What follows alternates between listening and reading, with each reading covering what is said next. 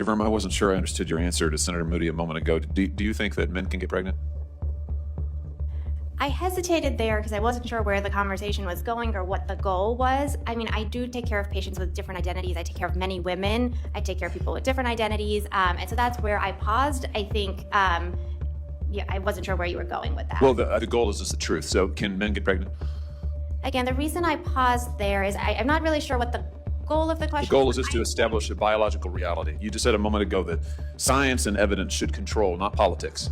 Absolutely. So let's just test that proposition. Can men get pregnant?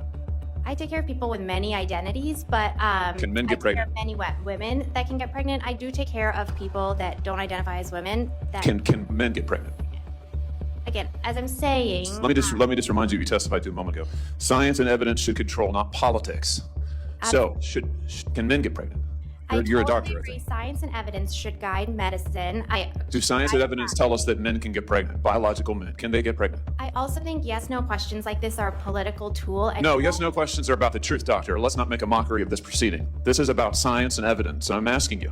You know, the United States Supreme Court just heard arguments yesterday at great length on this question. This is not a hypothetical question. This is not theoretical. It affects real people in their real lives. And you're here as an expert, called by the other side as an expert. And you've been telling us that you follow, right, you're a doctor, and you follow the science and the evidence. So I just want to know, based on the science, can men get pregnant?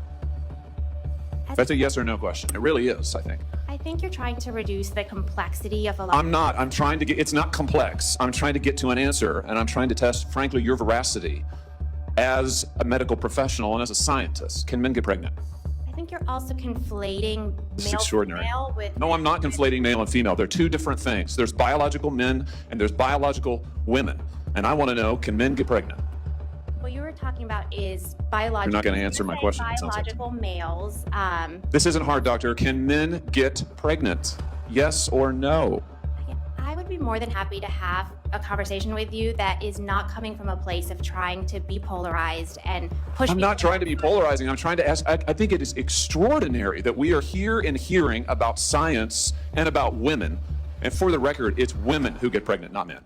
Aqui vai uma técnica para você responder perguntas. Lembra na escola, na prova, que a professora fazia uma pergunta e falava justifique? Primeiro você responde, depois você justifica. Sim. Porque tananã, tananã, tananã. Não. Porque tananã, tananã, tananã.